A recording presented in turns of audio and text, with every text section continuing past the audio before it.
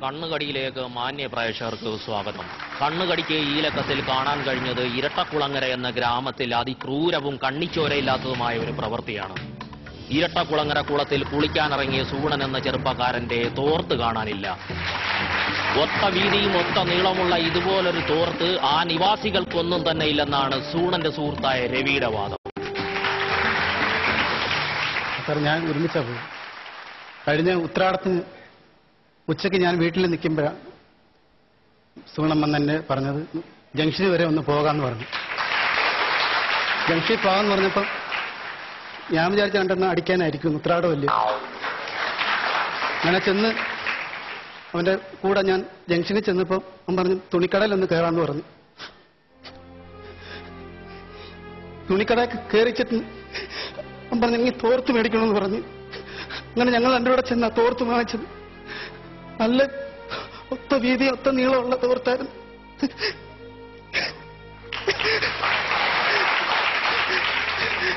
ഞാൻ വാങ്ങിച്ച തോർത്തായിരുന്നെങ്കിൽ ഇച്ചിരി കണ്ണിയൊക്കെ അകന്നങ്ങിരുന്നു. പക്ഷെ അവൻ വാങ്ങിച്ചത് അവൻ 12 രൂപ പൈസയുടെ തോർത്താ വാങ്ങിച്ചത്. നല്ല തോർത്തായിരുന്നു. അവന് വന്ന പോലെ ആർക്കും ഈ ഗതി ആർക്കും വരുത്തരുത്. ഉടുത്തോടുത്തിരിക്കുമായിരുന്നു ആ തോർത്ത്. അതാ ഇപ്പോഴും ആ തോർത്ത് അന്വേഷിച്ച് നടക്കേണ്ടി വന്നത്. അത്രയ്ക്ക് ജീവനായിരുന്നു അവൻ. രാവിലെ എടുക്കുമ്പോ തോർത്തെടുക്കുന്ന എന്തിനാ?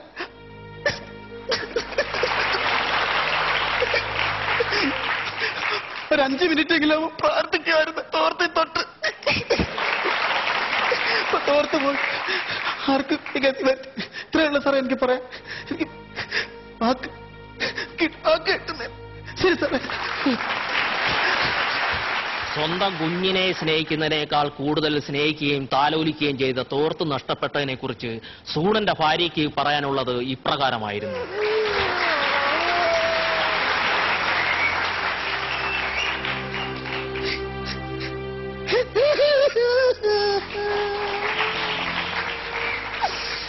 എനിക്ക് സൂണണ്ണന് 2 മക്കളാണ്.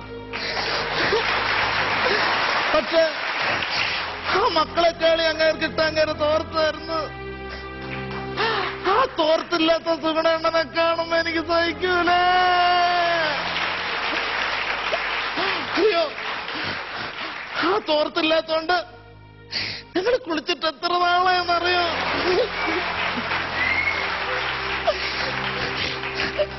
ഞങ്ങളുടെ കോളനിയിലെ പെണ്ണുങ്ങൾക്ക് സുഗുണണ്ണന്റെ തോർത്ത് കാണുമ്പോ അസൂയാണ്. അവളെ ഭർത്താക്കന്മാരെ തോർത്ത് കണ്ട അവക്കൊന്നും അസൂയല്ല.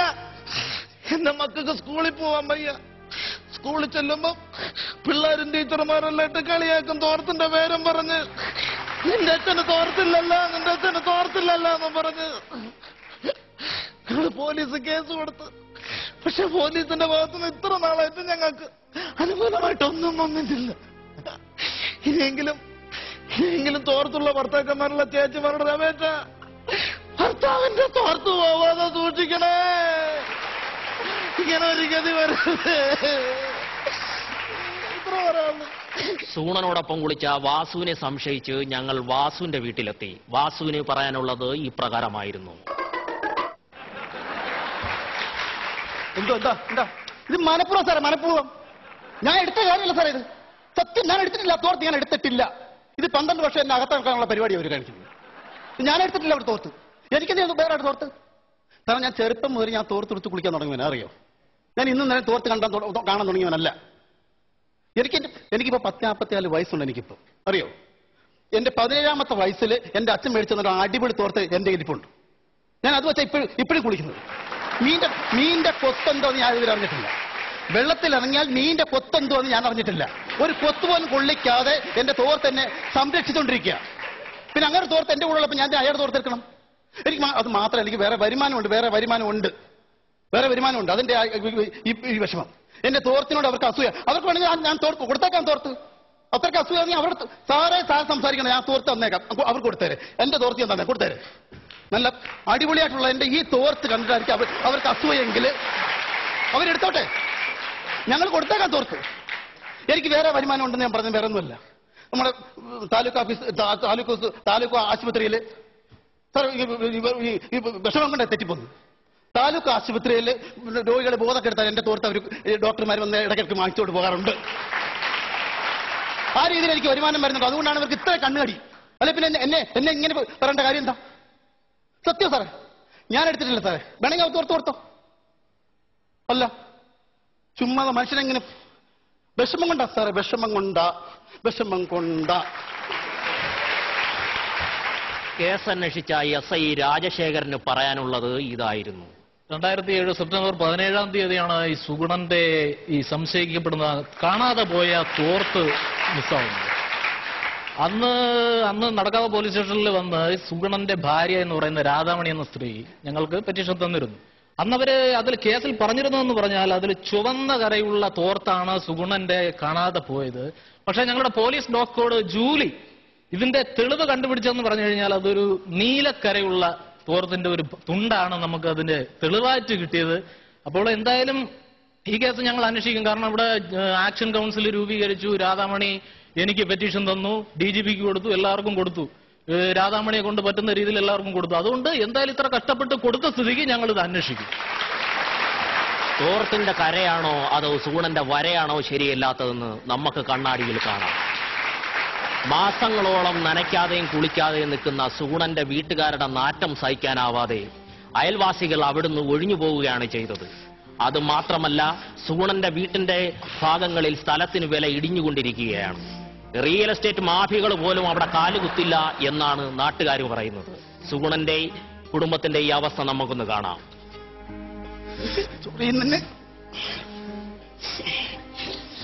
പിള്ളേർ പാറക്കല്ലിൽ കിടന്ന് ഉരുളുന്നു. പിള്ളേർ കിടന്ന് പാറക്കല്ലിൽ കിടന്ന് ഉരുളുന്നു. എന്തോ ചെയ്യാനാ? മൂത്തമെന്ന ആഗ്രഹം ഞാൻ കുളത്തിൽ ചെന്നൊന്ന് മുങ്ങട്ടെ എന്ന്. വെറുതെ മുങ്ങിട്ട് കാര്യമുണ്ടോ? തുടക്കാൻ തോർത്ത് വേണ്ടയോടി. ഏത് കാലമാണ് എടുത്തോണ്ട് പോയാലും ഗുണം പിടിക്കത്തില്ല. പ്രിയമുള്ളവരെ, ഒന്ന് ചുണഞ്ഞതാടി. സുഗുണന്റെ ഈ അവസ്ഥ നിങ്ങൾ കാണുന്നുണ്ടല്ലോ. കണ്ണാടിക്കും അതിയായ ദുഃഖമുണ്ട്. ഇവർക്ക് ഈ കുടുംബത്തിനൊരു തോർത്ത് വാങ്ങിക്കാൻ സഹായങ്ങൾ ഞങ്ങൾ അഭ്യർത്ഥിക്കുകയാണ്. ലണ്ടനിൽ നിന്നോ അമേരിക്കയിൽ നിന്നോ സഹായങ്ങൾ ഞങ്ങൾ പ്രതീക്ഷിക്കുന്നു. അയക്കേണ്ട വിലാസം കണ്ണുകടി, പ്ലാവളക്കോണം, തടിയൂർക്കാവ് PO, തിരുവനന്തപുരം. കണ്ണുകടി ഇനി നിങ്ങളെ കൂട്ടിക്കൊണ്ടുപോകുന്നത് TV-യിലെ മറ്റു ചില പ്രോഗ്രാമിലേക്കാണ്. 2 കാലും നഷ്ടപ്പെട്ട് സ്ഥിരമായി ലോങ് ജമ്പിൽ വിന്നറായിക്കൊണ്ടിരിക്കുന്ന ഓട്ടക്കാരൻ ബ്രൂസിലിയാണ് ഇവിടെ പരിചയപ്പെടുത്തുന്നത്.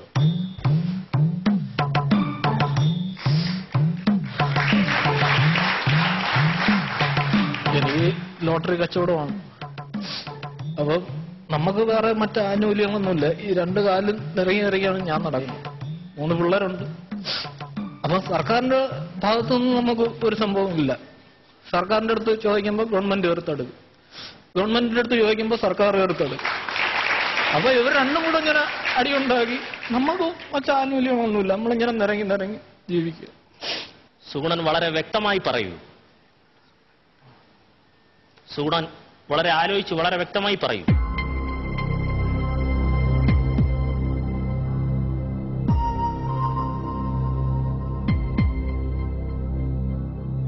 സാർ അവിടെ ചെറുതായിട്ടൊന്ന് തെറ്റിയവിടെ ഒന്ന് കട്ട് ചെയ്തെടുക്കണം സാർ. കട്ട് ചെയ്യേണ്ട കാര്യം എന്താ? അല്ലാതെ പിന്നെ ആ ടൈമിംഗിൽ ഇവിടുന്ന് ഒരു മ്യൂസിക് ഇടാനുണ്ടായിരുന്നു. ആയിക്കോട്ടെ, നിങ്ങൾ അതിനിടയ്ക്ക് ഇറങ്ങി വരാൻ പാടില്ല. അങ്ങനെ കട്ട് ചെയ്യാൻ പാടില്ല. നിങ്ങൾ കട്ട് ചെയ്യാൻ പാടില്ല. അതിനിടയ്ക്ക് എന്തെങ്കിലും ആക്ഷൻ കൊടുത്തോ വേറെ ആൾക്കാർക്ക് മ്യൂസിക് എന്തെങ്കിലും പറഞ്ഞാൽ പോലും കുഴപ്പമില്ല. കട്ട് ചെയ്തിട്ട് എടുക്കണം എന്ന് പറഞ്ഞാൽ ഇങ്ങനെ പ്ലേ ചെയ്തോണ്ടിരിക്കല്ലേ, റിയാലിറ്റി ആയിട്ട് പൊക്കോണ്ടിരിക്കല്ലേ.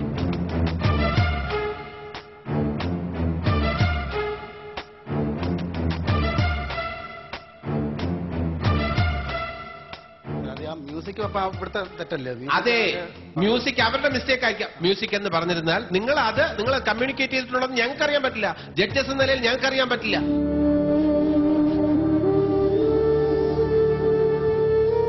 റിഹേഴ്സലിന്റെ ഒരു ചെറിയ കുഴപ്പമുണ്ട്. അത് പറയൂ, റിഹേഴ്സലിന്റെ കുഴപ്പം പറയൂ. നിങ്ങൾ അതിപ്പോ ഓർക്കസ്ട്രയുടെ മിസ്റ്റേക്ക് ആണോ ആരുടെ മിസ്റ്റേക്ക് ആണോ ഞങ്ങൾക്ക് എങ്ങനെ അറിയാൻ പറ്റും? ഞങ്ങൾ ഈ പ്രവാസി ലോകം എന്നും പറഞ്ഞൊരു പ്രോഗ്രാം സെറ്റ് ചെയ്ത് കൊണ്ടുവന്നത്. അപ്പൊ ഗ്രൂമിങ്ങിന് ഞങ്ങൾ കേൾപ്പിച്ചപ്പോഴത്തേക്ക് ഇവര് പറഞ്ഞു അത് നരിയാപുരം വേണു ടീമും ചെയ്യുന്നുണ്ട് എന്ന് പറഞ്ഞ് മാറ്റിച്ച്. അപ്പൊ പെട്ടെന്ന് ഞങ്ങൾ ഒരു കോമഡി ഉണ്ടാക്കിയപ്പോഴത്തേക്ക് റിഹേഴ്സലിനുള്ള ടൈമൊന്നും. ഇതൊക്കെ പ്രേക്ഷകർക്ക് അറിയേണ്ട കാര്യമില്ല. ഇത് നിങ്ങൾ സോൾവ് ചെയ്യേണ്ട വിഷയങ്ങളാണ്. നിങ്ങൾ ഇറങ്ങി വന്നത് എന്തിന്? ഇറങ്ങി വന്നിട്ട് കട്ട് ചെയ്തിട്ട് എടുക്കണമെന്ന് പറയാൻ നമ്മൾ ഒരു സാറേ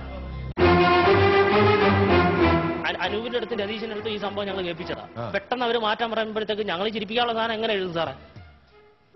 വിഷമമുള്ളതുകൊണ്ട് പറയുക. ടെക്നിക്കലായിട്ട് ഒരു ലൈറ്റ് ഓഫ് ആയാൽ നമുക്ക് വീണ്ടും കട്ട് ചെയ്തെടുക്കാം. അതൊക്കെ തെറ്റല്ല. ഇത് നിങ്ങളുടെ നമ്മുടെ ഭാഗത്തു നിന്ന് വന്നാൽ നമ്മൾ കട്ട് ചെയ്തെടുക്കാം. Of course. പക്ഷെ നിങ്ങൾ ഇപ്പൊ മറന്നുപോയി എന്ന് പറഞ്ഞാൽ അത് റിയാലിറ്റി ഷോ അല്ലേ നെൽസൺ ചേട്ടാ? എന്താണ് പറഞ്ഞിട്ട് കാര്യമില്ല ജോബി. ഒരു മിനിറ്റ് ജോബി, ഈ ആറ്റിറ്റ്യൂഡ് ശരിയല്ല. ഒരു മിനിറ്റ് ജോബി.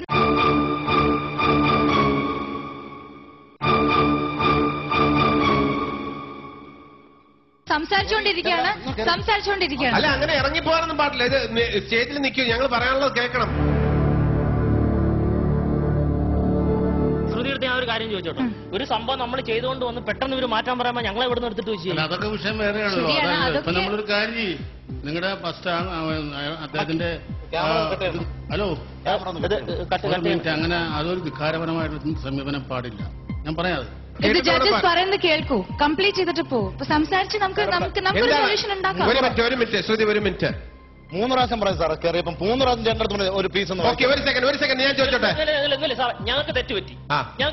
ഇവിടുന്ന് എന്തുകൊണ്ട് തെറ്റുപറ്റി? ഞാൻ ചോദിക്കാം. അത് ഞാനാണ് ചോദിക്കേണ്ടത്, അല്ലെങ്കിൽ ഞങ്ങളാണ് ചോദിക്കേണ്ടത്. അത് ചോദിക്കട്ടെ. നിങ്ങളടുത്ത് പറഞ്ഞിരുന്നോ?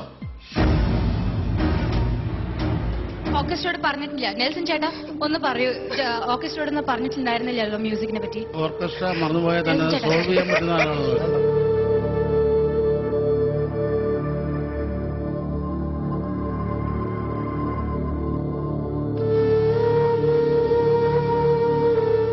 ഇങ്ങനെയൊക്കെ ഫീൽ ചെയ്യാൻ പോയി കഴിഞ്ഞാൽ എന്തെല്ലാം കാര്യങ്ങളുണ്ടാവും. നല്ല ടേക്ക് ഓഫ് ആയിരുന്നു നിങ്ങളുടെ പ്രോഗ്രാം. എല്ലാവരും എൻജോയ് ചെയ്തിരിക്കുന്ന ഒരു ഷോ ആയിരുന്നു. ഇത് ഇങ്ങനെ തന്നെ കണ്ടിന്യൂ ചെയ്യേണ്ടി വരും. നിങ്ങളുടെ മിസ്റ്റേക്ക് ആയിരുന്നു, നിങ്ങൾ പറഞ്ഞില്ല. ഒരു മിനിറ്റ് ഈ ചോറ് ബന്ധമൊന്നും എല്ലാ പറ്റും ഇങ്ങനെ ഞെക്കി നോക്കണ്ട. ഒറ്റ പറ്റി എനിക്ക് നോക്കിയാൽ മതി. അതുപോലെ അത് കണ്ടിട്ട് ഞാൻ അത്ഭുതപ്പെട്ടിരിക്കുന്നു സത്യം പറഞ്ഞാൽ. അല്ലേ, നിങ്ങൾ കണ്ടിന്യൂ ചെയ്യണം പ്ലീസ്. അങ്ങനെ ഫീൽ ചെയ്താൽ നമുക്കും ഫീൽ ചെയ്യില്ല. കാരണം അങ്ങനെ ഒരു ആർട്ടിസ്റ്റിന് പാടില്ല. ഇതുവരെ നല്ല മാർക്കൊക്കെ മേടിച്ചിട്ടുണ്ടാവും. അതെ അത് കുഴപ്പമില്ല. ആ ഫീലായിരിക്കാം. അത് കുഴപ്പമില്ല. ഇതിന് മോശം മാർക്കെന്ന് നിങ്ങൾ ഇപ്പോഴേ അങ്ങ് നിങ്ങളെ മുൻവിധി എഴുതുന്നത് എന്തിനാണ്? ഇടയ്ക്ക് വെച്ചിട്ട് നിന്ന് പോയില്ലേ സാറേ? അത് ജഡ്ജസ് ഒരു കാര്യം മനസ്സിലാക്കണം. അങ്ങനെ നിന്ന് പോയിട്ടുണ്ടെങ്കിൽ തന്നെ അത് വേറെ രീതിയിൽ പ്രസന്റ് ചെയ്യുന്നെങ്കിൽ ഇവിടെ എന്നോട് പറയാതെ അത് പ്രേക്ഷകരോട് ക്ഷമിക്കണം. എല്ലാത്തിനും ഇങ്ങനെ ചാടി സംസാരിക്കരുത്.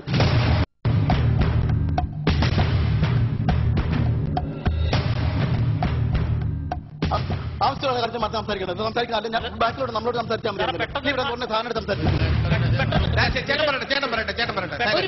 വോഡഫോൺ കോമഡി എന്ന് പറയുന്നതിന്റെ ഒരു വലിയൊരു ബുദ്ധിമുട്ട് വരും മാനസികമായിട്ടും. എല്ലാവർക്കും നമ്മളൊക്കെ ആർട്ടിസ്റ്റുകളാ. ഇതൊക്കെ എന്താ ഇങ്ങനെ കാണിക്കുന്നത്? ഇതുവരെയായിട്ട് നിങ്ങൾ ശരിക്കും പെർഫോം ചെയ്യണ്ടായിരുന്നു. തുടക്കത്തിൽ തൊട്ട് ഇതുവരെയായിട്ട് ഓക്കെ പെർഫോമൻസ് ആയിരുന്നു. ഓഡിയൻസ് എൻജോയ് ചെയ്യണ്ടായിരുന്നു. ഇപ്പൊ ഇടയ്ക്ക് കട്ട് എന്തിനാ വിളിച്ചത്? നിങ്ങൾ പ്രിപ്പയർ ചെയ്ത് നിങ്ങൾ കണ്ടിന്യൂ ചെയ്യൂ.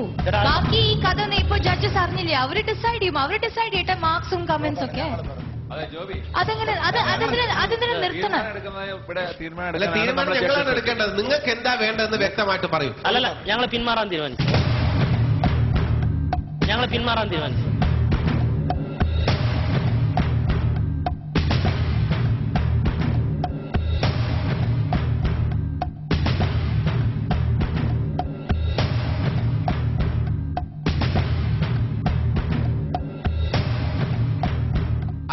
അത് പറ്റില്ല. ശരിയായിട്ടുള്ള രീതിയല്ല. അത് തെറ്റാണ് ജോബി. അത് തെറ്റാണ്. അത് തെറ്റാണ്. നിങ്ങൾ ഇവിടെ കമ്മിറ്റ്മെന്റ് ചെയ്തു, അത് കംപ്ലീറ്റ് ചെയ്യണം. തെറ്റാണത്.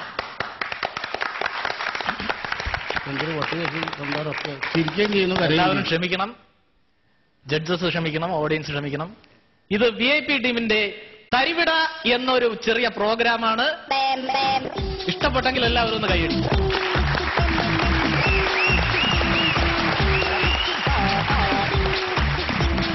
ഞങ്ങളുടെ ക്യാമറാമാൻ ഉണ്ട്, തരിവിട ഷൂട്ട് ചെയ്ത ക്യാമറാമാൻ അജി മനാപ്പള്ളി. അങ്ങനെ വരട്ടെ. എല്ലാവർക്കും സമ്മാനങ്ങളുണ്ട്. ശ്രുതിക്ക് താങ്ക് യു വെരി മച്ച്.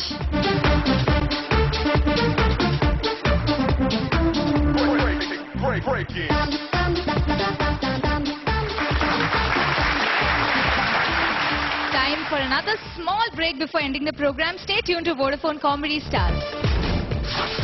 നിങ്ങൾ കുറെ നേരം